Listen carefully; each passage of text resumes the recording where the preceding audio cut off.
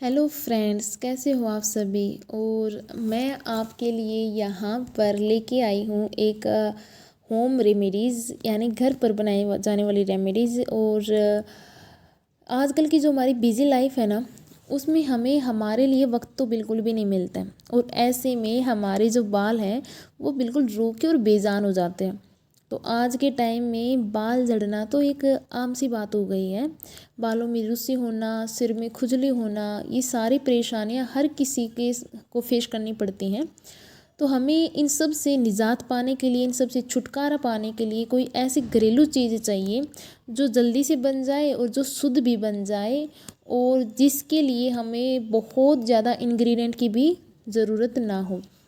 तो यहाँ पर मैं आपके साथ एक ऐसी ही रेसिपीज, एक ऐसी ही रेमेडीज शेयर करूँगी, एक ऐसा तेल जो हम अपने बालों के लिए घर पर बिल्कुल आसानी से बना सकते हैं।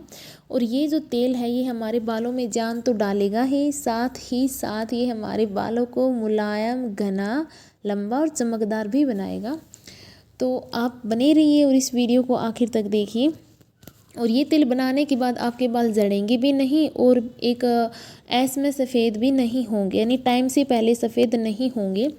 तो चलिए फ्रेंड्स, ज़्यादा समय वेस्ट ना करते हुए इसे बनाना शुरू करते हैं। हमें सबसे पहले क्या करना है, हमें सूखे प्याज लेने हैं। 3 या 4 प्याज ले सकते हो आप। जो प्याज होता है वो हमारे बालों के लिए क्यों ज़रूरी है, आप सभी के दिमाग में भी यही क्वेश्चन उठ रहा होगा। क्योंकि जब भी हम प्याज को काटते हैं तो आप सभी ने देखा होगा कि हमारी आंखों में से आंसू निकलने लगते हैं। ऐसा क्यों? क्योंकि प्याज में एक सल्फ़र होता है, और ये सल्फ़र होता है, ये हमारी बालों की जड़ों को मजबूत करता है और नए बाल उगने में हमारी मदद करता है, पतले बालों को मोटा कर देता है। तो प्याज इसलिए हमारे बालों के लिए एक बहुत ही महत्वपूर्ण इंग्रेडिएंट है।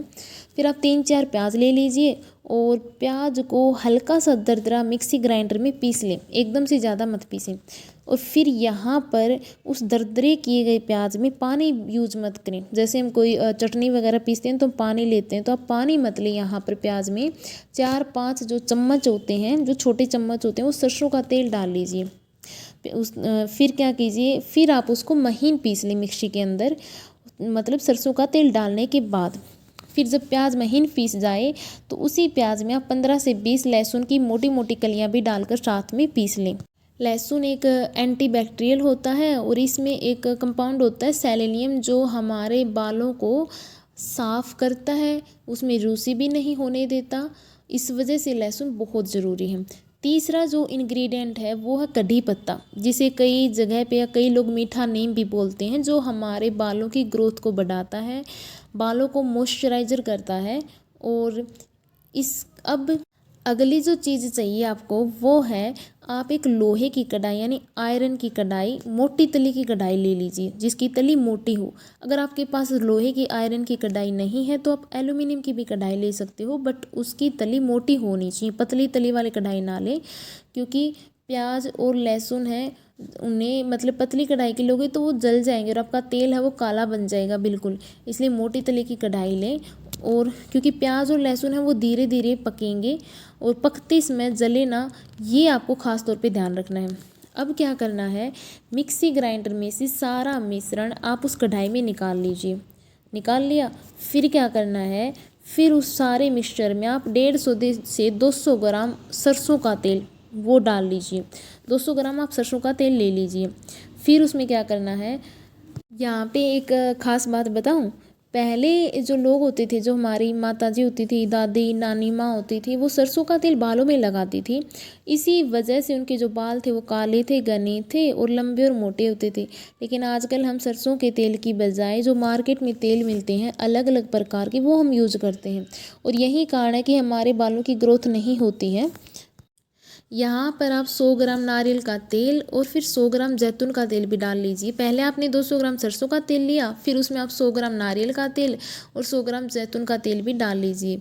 और फिर इस मिश्रण को एक बड़े चम्मच की मदद से मिक्स कर लेना। और फिर इस कढ़ाई को हम गैस पे रख देंगे। शुरू शुरू में क्या होगा, शुरू में हमें क्या करना है, इस मिश्रण को आप 2-3 मिनट तेज़ आंच पर पकने दीजिए, यानी जो गैस की जो फ्लेम है वो आप तेज़ करिए। क्यों करनी है? क्योंकि जो हमारी जो कढ़ाई है वो पहले गर्म तो हो, और जैसे ही हमारी कढ़ाई गर्म हो जाए उसके बाद आप गैस की जो फ्लेम है वो बिल्कुल स्लो कर दीजिए। क्योंकि उसके बाद जो ये मिश्रण मैंने बताया अभी, इसको हमें धीरे धीरे पकने देना है, और इसको पकने में चाहे हमें 20 मिनट लगे, 30 मिनट, 35 मिनट, कितना भी, मतलब इससे ज़्यादा टाइम नहीं लगेगा, हमें धीरे धीरे पकने देना है। और देखना, इस तेल को जब आप बनाओगे और बनाने के बाद जब आप अपने बालों में लगाओगे तो फिर आपको कंडीशनर लगाने की भी ज़रूरत नहीं है। आप कंडीशनर को भी भूल जाओगे, क्योंकि ये कंडीशनर का भी काम करेगा। और आपका तेल जब आप बना रहे हो तो फिर क्या होगा, जैसे ही ये बनना शुरू हो जाएगा तो इसमें उबाल आना शुरू हो जाएगा, यानी उबल उबल कर ये पकना शुरू हो जाएगा धीरे धीरे। टेंशन मत लो, आप कढ़ाई में से नहीं निकलेगा, तेल के ऊपर झाग आने शुरू हो जाएंगे, और हमारा जो मिक्सचर है उसका रंग भी सुनहरा भूरा होना शुरू हो जाएगा। जो हमने प्याज लहसुन जो भी डाला था उसका रंग है वो सुनहरा भूरा होना शुरू हो जाएगा। तो 30 से 35 मिनट पकने के बाद हमें गैस की फ्लेम को बंद कर देना है, क्योंकि हमें इस मिश्रण को जलने नहीं देना है। जो भी हमने तेल बना रहे हैं, इसमें जो भी हमने डाला है ये इंग्रेडिएंट, ये जलने नहीं देना है। फिर हमें क्या करना है, हमें हमारे मिश्रण को ठंडा होने देना है, और ठंडा होने के बाद हमें एक पतले से कपड़े को लेना है और उसमें से इस मिश्रण को छान लेना है। छानना उसमें से हमें, कपड़े में से, छलनी में से मत छानना, क्योंकि छलनी में से छोटे छोटे जो कण होते हैं ना, जो अभी हमने पीस कर डाला था प्याज लहसुन, इसके छोटे छोटे कण रह जाते हैं। कपड़े में से छानोगे तो बिल्कुल प्योर तेल है वो निकल कर आएगा। फिर अच्छे से छानने के बाद एक बाउल में छान लीजिए आप। फिर क्या करना है, यहाँ पर इस तेल के अंदर विटामिन ई के कैप्सूल आते हैं हरे हरे, वो 5-6 कैप्सूल आप ले लीजिए, और उन विटामिन ई के जो कैप्सूल हैं उनको हल्का सा आगे से काट लीजिए, और उनके अंदर जो लिक्विड होता है उन कैप्सूल के अंदर, वो लिक्विड तेल के अंदर डाल लीजिए, और कैप्सूल का जो बाहरी आवरण होता है वो आप फेंक दीजिए। क्योंकि विटामिन ई का जो है वो हमारे बालों के लिए बहुत ही महत्वपूर्ण होता है, बहुत ही अच्छा होता है। और फिर आप इस क्या करना, इस ऑयल में इन जो भी विटामिन ई के कैप्सूल डाले हैं आपने अभी 5-6, उनको अच्छे से मिला लीजिए, और फिर आप इस ऑयल को एक जार में भर कर रख लीजिए। और ये जो आपका ऑयल है ये आपका 1 महीने तक मतलब आराम से चल जाएगा, काफ़ी टाइम तक भी चल जाएगा। अब आपको इसको लगाना कैसे है, चलो हम इसके बारे में बात करेंगे। आप इस ऑयल की मालिश कर लीजिए अपने बालों में, या तो आप मालिश करके अपने बालों को ओवरनाइट रखें, पूरी रात मालिश करके ऐसे ही रहने दो, सुबह उठकर अपने सिर को धो लें, अपने बालों को धो लें। या अगर आप ओवरनाइट नहीं रखना चाहते हो तो 1-2 घंटे तक तो ज़रूर रखें अपने बालों को मालिश करने के बाद, और हल्के हल्के हाथों से मालिश करें, बिल्कुल रगड़ी मत ऐसे, मतलब ज़्यादा दबाव दे के अपने हाथों का प्रेस करके ऐसे, मतलब हाथों से हल्के हल्के हाथों से करें, ताकि आपके बाल हैं वो टूटे भी ना। और फिर देखना आप इसका रिज़ल्ट कैसा आएगा।